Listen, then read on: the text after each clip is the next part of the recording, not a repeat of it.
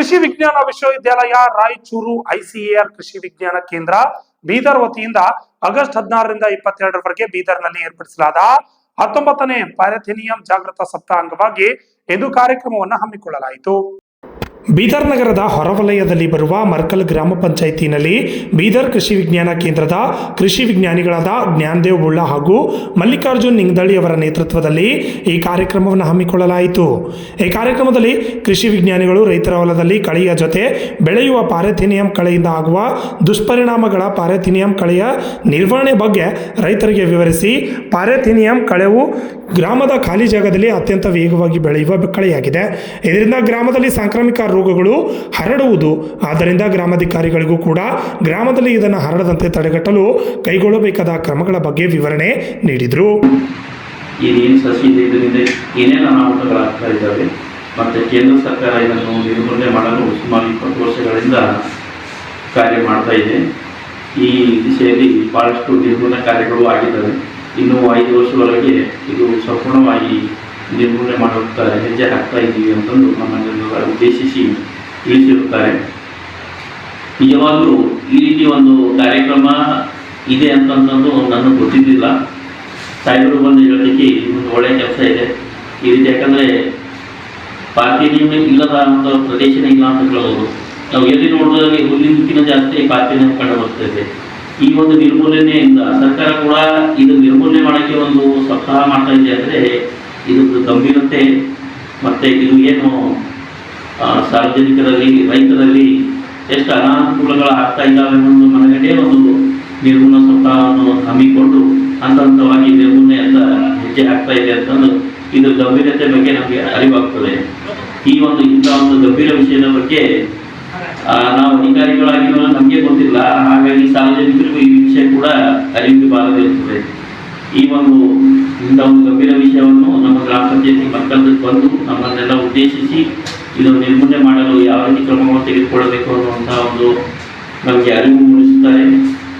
ಮುಂದಿನ ದಿನಗಳಲ್ಲಿ ಈ ನಿರ್ಮೂಲನೆ ಮಾಡಲು ನಾವು ಸಮಯಾವಕಾಶ ಯಾವ ಸಮಯ ಸಿಗ್ತದೆ ಆ ಸಮಯದಲ್ಲಿ ಈ ನಮ್ಮ ಸಮಯಾವಕಾಶ ಸಿಕ್ಕಿನಾಗ ರೈತರಿಗೆ ಆಗಲಿ ಮತ್ತು ಸಾರ್ವಜನಿಕರಿಗಾಗಲಿ ನಾವು ಅರಿವು ಮೂಡಿಸಿ ಸಾಧ್ಯವಾದಷ್ಟು ಪ್ಯಾರಾಥೆನಿಯಂ ನಿರ್ಮೂಲನೆಗೆ ನಮ್ಮ ಗ್ರಾಮ ಪಂಚಾಯತಿ ಕೂಡ ಸಹಕರಿಸಿದ್ದು ಈ ಮೂಲಕ ವಿಶ್ವಾಸವನ್ನು ವ್ಯಕ್ತಪಡಿಸುತ್ತಾ ಮತ್ತೊಮ್ಮೆ ನಮ್ಮ ಗ್ರಾಮ ಪಂಚಾಯತಿಗೆ ಆಗಮಿಸಿ ಅರಿವು ಕಾರ್ಯಕ್ರಮ ಮುಗಿಸುವ ಸಲುವಾಗಿ ಮಲ್ಲಿಕಾರ್ಜುನ್ ನಿಂಗದಳ್ಳಿ ಸರ್ ಅವರಿಗೂ ಹಾಗೂ ಜ್ಞಾನದೇವ್ ಬುಳ್ಳ ಸರ್ ಅವರಿಗೂ ತುಂಬ ಹೃದಯದ ಅಭಿನಂದನೆ.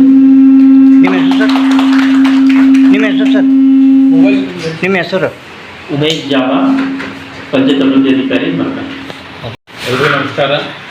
ನಾವು ಇವತ್ತು ಕೃಷಿ ವಿಜ್ಞಾನ ಕೇಂದ್ರ ಬೀದರ್ನಿಂದ ಈ ಒಂದು ಪ್ಯಾರಾಥೆನಿಯಂ ಅವೇರ್ನೆಸ್ ವೀಕ್ ಅಂತಂದು ಆಗಸ್ಟ್ 16ರಿಂದ 22ರವರೆಗೆ ನಾವು ಒಂದು ವಾರ ಈ ಪ್ಯಾರಾಥೆನಿಯಂ ಗಿಡದ ಬಗ್ಗೆ ಜನರಲ್ಲಿ ಹಾಗೂ ಶಾಲಾ ಕಾಲೇಜಿನ ವಿದ್ಯಾರ್ಥಿಗಳು ಹಾಗೂ ಪಂಚಾಯತ್ಗಳಲ್ಲಿ ವಿಶೇಷವಾಗಿ ನಮ್ಮಿಂದ ಚುನಾಯಿತರಾದಂತಹ ಈ ಪಂಚಾಯತ್ ಸದಸ್ಯರಿಗೆ ಮತ್ತು ಪಂಚಾಯತ್ ಅಭಿವೃದ್ಧಿ ಅಧಿಕಾರಿಗಳಿಗೆ ನಾವು ಇವತ್ತು ಈ ಒಂದು ಪ್ಯಾರಾಥೆನಿಯಂ ಅವೇರ್ನೆಸ್ ವೀಕ್ ಬಗ್ಗೆ ಹೇಳಿಕೆ ಬಂದಿದ್ವಿ. ಇವತ್ತು ನಾವು ಮರ್ಕಲ್ ಗ್ರಾಮ ಪಂಚಾಯತಲ್ಲಿದ್ದೀವಿ. ಈ ಪ್ಯಾರಾಥೆನಿಯಂ ಅಂತಂತಂದರೆ ಇದಕ್ಕೆ ನಾವು ಕನ್ನಡದಲ್ಲಿ ಸಾಮಾನ್ಯವಾಗಿ ರೈತರು ಕರೆಯುವಂಥದ್ದು ಕಾಂಗ್ರೆಸ್ ಗಿಡ ಅಂತಂದು ಕರೀತಾರೆ, ಅಥವಾ ಕೈ ಕಸ ಗಿಡ ಅಂತ ಕರೀತಾರೆ, ಗಜರೆ ಕಸ ಗಿಡ ಅಂತ ಕರೀತಾರೆ. ಇದು ಏನು ಮಾಡ್ತದೆ ಅಂತಂತಂದರೆ, ಈ ಒಂದು ಗಿಡ ನಾವು ಹಾಗೆ ಬಿಟ್ಟಿವಿ ಅಂತಂತಂದರೆ 1 ಲಕ್ಷವರೆಗೂ ಇದನ್ನು ಬೀಜದಲ್ಲಿ ಉತ್ಪಾದನೆ ಮಾಡಿ ಗಾಳಿ ಮುಖಾಂತರ ಅಥವಾ ಇನ್ನಿತರ ಇದು ದನಕರುಗಳ ಮುಖಾಂತರ ಇದ್ದರೆ ಒಂದು ಜಾಗದಿಂದ ಮತ್ತೊಂದು ಜಾಗದಿಂದ ಪ್ರಸರಣ ಆಗ್ತದೆ.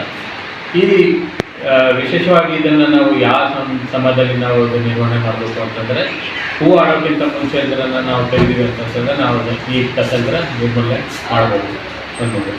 ಎರಡನೇದು, ಈ ಕಸದಿಂದ ನಮ್ಮ ರೈತ ಬಾಂಧವರಿಗೆ ಭಾಳಷ್ಟು ಅನಾನುಕೂಲಗಳಿಂದ ನಾವು ನೋಡ್ತಾ ಇದ್ದೀವಿ. ವಿಶೇಷವಾಗಿ ಹೆಲ್ತ್ ಹಜಾರ್ಡ್ಸ್ ಅಂತ ಹೇಳ್ತೀವಿ. ನಮ್ಮ ಹತ್ರ ಆರೋಗ್ಯದ ಮೇಲೆ ಅಂದರೆ ಭಾಳಷ್ಟು ದುಷ್ಪರಿಣಾಮ ಬೀರೋದು ಅಂತ ನಾವು ನೋಡ್ತಾ ಇದ್ದೀವಿ. ಇದರಿಂದ ಏನಾಗ್ತದೆ ಅಂದರೆ, ರೈತರು ಅಥವಾ ಯಾರಿಗೆ ಇದರ ಅಲರ್ಜಿ ಇರ್ತದೆ ಅವ್ರು ಮುಗಿದ್ರು ಅಂತಂದರೆ ಕೈಗೆ ತುರ್ಸೋದಾಗಲಿ ಅಥವಾ ಏನಾದರೂ ಅವರಿಗೆ ಸ್ವಲ್ಪ ಅಸ್ತಮ ಅಂಥದ್ದು ಏನಾದರೂ ಪ್ರಾಬ್ಲಮ್ ಇತ್ತು ಅಂತಂದರೆ ಉಸಿರಾಟ ಸಮಸ್ಯೆ ಇದ್ದರೆ ಭಾಳಷ್ಟು ಆಗೋದಂಥದ್ದನ್ನು ನಾವು ನೋಡ್ತೀವಿ. ಹಾಗೂ ಬೆಳೆಗಳಲ್ಲಿ ಈ ಕಸ ನಾವು ಅದನ್ನು ಜಾಸ್ತಿ ಇತ್ತು ಅಂತಂದರೆ ನಾವು ಅಲ್ಟಿಮೇಟ್ಲಿ ಇಳುವರಿ ಮೇಲೆ ಬಹಳಷ್ಟು ನಾವು ಎಫೆಕ್ಟ್ ಆಗೋದಕ್ಕೆ ನೋಡ್ತೀವಿ. ಇದನ್ನು ನಾವು ಹೆಂಗೆ ನಿರ್ವಹಣೆ ಮಾಡಬೇಕು ಅಂತಂತಂದರೆ, ಒಂದು ನಾನು ಈಗಾಗಲೇ ಹೇಳಿದ್ರು ಈ ಕೈಯಿಂದ ತೆಗೆಯುವಂಥದ್ದು. ಅದು ಯಾವ ಸಂದರ್ಭದಲ್ಲಿ ಅಂತಂದರೆ ಹೂವಾಡೋಕ್ಕಿಂತ ಮುಂಚೆ ತೆಗೆಯಬೇಕು. ಎರಡನೇದು, ನಾವು ಈ ಕೆಮಿಕಲ್ಗಳನ್ನು ಬಳಕೆ ಮಾಡೋದು. ಕೆಮಿಕಲ್ ಹೊಲಗಳಲ್ಲಿ ಏನಾದರೂ ಇತ್ತಂದರೆ ನಾವು ಈ ಕಳೆನಾಶಕಗಳನ್ನು ಉಪಯೋಗ ಮಾಡ್ಬೋದು. ಇನ್ನು ಎಲ್ಲ ನಾವು ಊರುಗಳಲ್ಲಿ ಅಥವಾ ಈ ವಾಟರ್ ಬಾಡೀಸ್ ನೀರಿನ ಅಂಶ ಇರ್ತಕ್ಕಂತಹ ಕೆರೆಯ ಅಂತಹ ಸಂದರ್ಭದಲ್ಲಿ ಅಂತಂದರೆ ನಾವು 1 ಲೀಟ್ರ್ ನೀರಿನಲ್ಲಿ 20 ಗ್ರಾಮ್ ಉಪ್ಪನ್ನು ಸೇರಿಸಿ ಸಿಂಪಡಣೆ ಮಾಡ್ಬೋದು ಅಂತಂದರೆ ಈ ಕಸದಿಂದ ನಾವು ನಿರ್ವಹಣೆ ಮಾಡ್ಬೋದು. ಇನ್ನೊಂದು ಬಯಾಲಜಿಕಲ್ ಅಂತಂದ್ರೆ ಒಂದು ಜೈಗೋಗ್ರಾಮ್ ಅಂತಂದ್ರೆ ಒಂದು ಜೀವಿ, ಒಂದು ದುಂಬಿ ಬರ್ತದೆ. ಆ ದುಂಬಿ ಏನು ಮಾಡ್ತದೆ ಅಂತಂದರೆ ಇದು ಈ ಕಸದ ಒಂದು ಹೂವಿನ ಭಾಗ ಮತ್ತು ಎಲೆ ಕಾಂಡ ಅಂದರೆ ತಿಂದು ಇದನ್ನು ನಾವು ನಿರ್ವಹಣೆ ಮಾಡಲಿಕ್ಕೆ ಅದರಿಂದನೂ ಕೂಡ ಅಂದರೆ ಸಾಧ್ಯ ಅಂತಂದು ಈ ಸಂದರ್ಭದಲ್ಲಿ ಹೇಳ್ತೀವಿ. ನಿಮ್ಮ ಹೆಸರು? ಡಾಕ್ಟರ್ ಜ್ಞಾನದೇವ್ ಕೂಡ.